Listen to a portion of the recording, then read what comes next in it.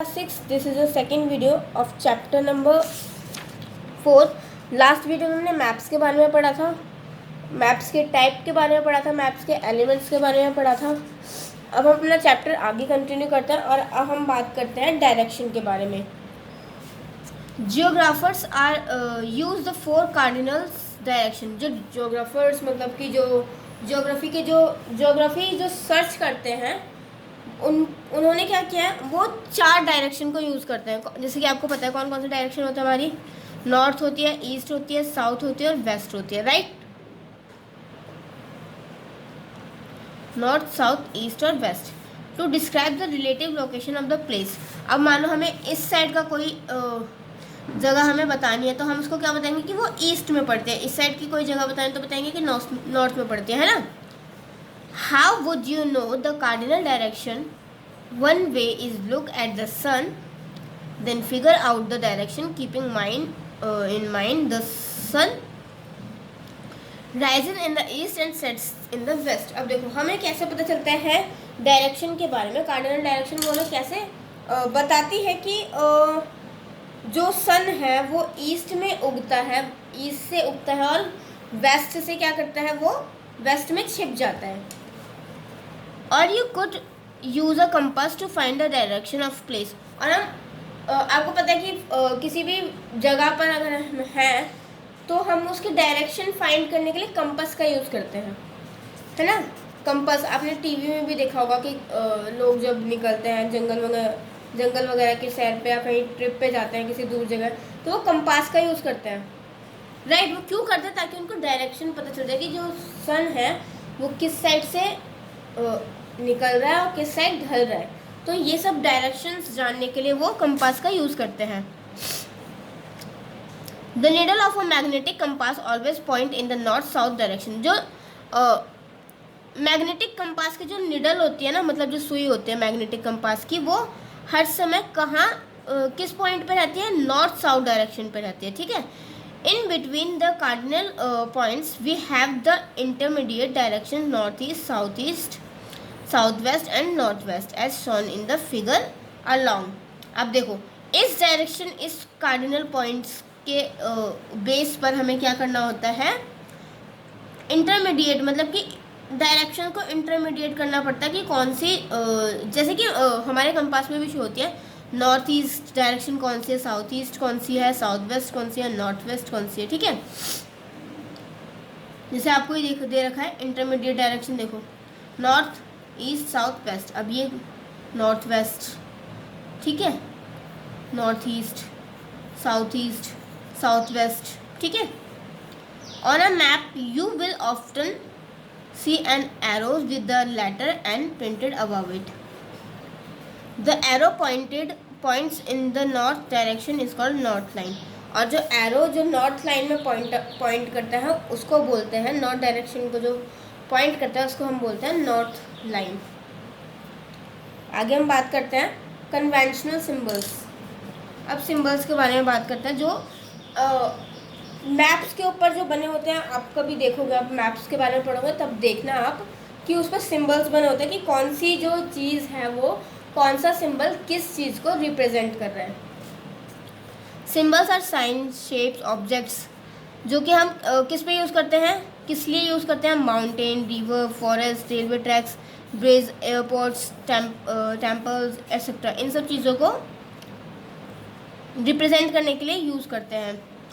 In geography you will find conventional symbols. और geography में हम कन्वेंशनल सिंबल्स यूज़ करते हैं डिफरेंट मैप्स को रिप्रेजेंट करने के लिए, ठीक है। देखो this makes map reading easy. और ये क्या होता है, अगर हमें पता है कि हमारा ये वाला जो साइन है वो टेम्पल को रिप्रेजेंट कर रहा है, तो जिस भी मैप पे वो साइन होगा तो हमें पता होगा ना कि ये चीज़ क्या है ना, टेम्पल। तो यही चीज़ मैप को ईजी करता है, रीडिंग करने के लिए ईजी बनाता है, ठीक है। They act like a special language. ये एक स्पेशल, एक कोड वर्ड जो होता है ना उसकी तरह काम करता है, ठीक है। अब देखो कौन कौन से सिंबल्स होते हैं। जैसे इंटरनेशनल बाउंड्रीज के लिए ये वाला सिंबल होता है, स्टेट बाउंड्री के लिए ये वाला सिंबल होता है। ये सारे सिंबल्स आप रीड करोगे, ओके। स्ट्रीम के लिए ये वाला होता है, रिवर के लिए ये साइन होता है, okay. Then this symbols many conventional abbreviation are use on maps, और ये सारे जो एब्रिविएशंस होते हैं वो मैप के ऊपर यूज़ किए जाते हैं।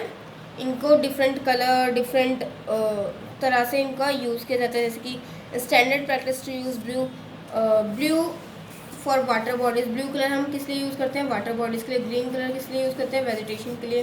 रेड कलर यूज़ करते हैं हम रोड के लिए, और ब्लैक कलर में यूज़ करते हैं किसी भी नेम के लिए, ठीक है।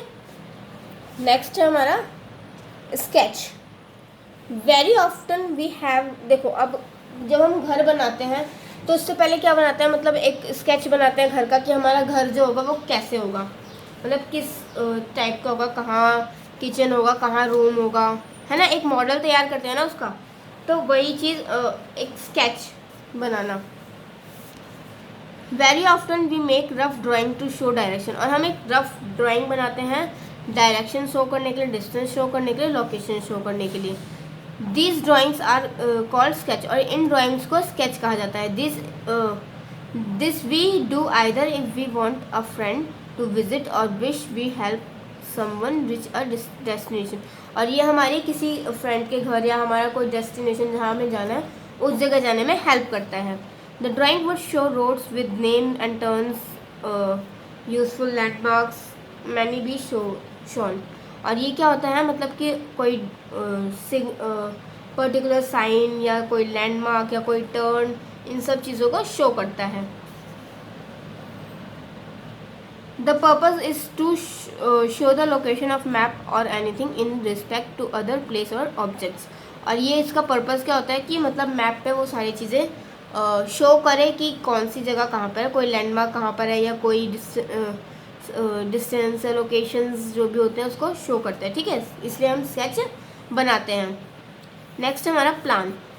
Plans are set of 2 dimensional diagram drawing using to describe a place और ऑब्जेक्ट। अब प्लान्स जो होता है वो 2 डायमेंशनल डायग्राम होता है, जैसे कि ये आपको दिख रहा है, जो कि क्या डिस्क्राइब करता है, किस कोई भी जगह या कोई भी चीज़ या फिर कोई भी सामान या कुछ भी उसको डिस्क्राइब करता है। जैसे मान लो क्लास का हमने एक बनाया 2 डायमेंशनल डायग्राम। देखो अब ये हो गया हमारा क्लास, ठीक है। ये हो गया टीचर्स का टेबल हो गया ये वाला, ये हो गया हमारा ब्लैक बोर्ड, और ये क्या बेंचेस, ये बेंचेस हो गए, किसके लिए हो गए, ये हो गए स्टूडेंट्स के लिए, स्टूडेंट्स टेबल हो गए, ठीक है। और यहाँ पे एक विंडो है, यहाँ पे एक विंडो है, यहाँ पे एक विंडो है, और यहाँ पे डोर है, और यहाँ पे भी डोर है। यहाँ से हमारी एंट्री हुई टीचर की और स्टूडेंट्स की। स्टूडेंट्स के बेंच ये रहे, ये टीचर आई, टीचर का टेबल ये रहा, ब्लैक बोर्ड ये रहा, और ये स्टूडेंट्स। मतलब एक प्लान बन गया ना कि एक क्लासरूम जो होगा वो कैसे होगा, कैसे कैसे वहाँ पे डिवाइड होगा, तो इसको ही बोलता है 2 डायमेंशनल डायग्राम, ठीक है। Plans are often use for technical purposes such as architecture, और ये प्लान्स जो होता है वो टेक्निकल पर्पज़ के लिए यूज़ होता है, जैसे कि आर्किटेक्चर, इंजीनियरिंग और planning. This purpose is accurately capture, और ये जो होता है वो ज्योमेट्रिक फीचर कैप्चर करता है, जैसे कि बिल्डिंग्स, प्रोडक्ट, कंपोनेंट। जैसे कि हम अपना घर बनाते हैं तो फिर हम बनाते हैं ना, मैप बनाते हैं उसका कि पहले हमारा घर कैसा होना चाहिए, कौन सी जगह कहाँ होनी चाहिए, तो वही चीज़ इसमें भी है, ठीक है। और इसको इस चीज़ को डिज़ाइनर्स जो होते हैं, आर्किटेक्चर और इंजीनियर जो होते हैं वो यूज़ करते हैं। Plans are usually scales drawing, meaning that the plans are drawn at specific ratio relative to the actual size of the place or object।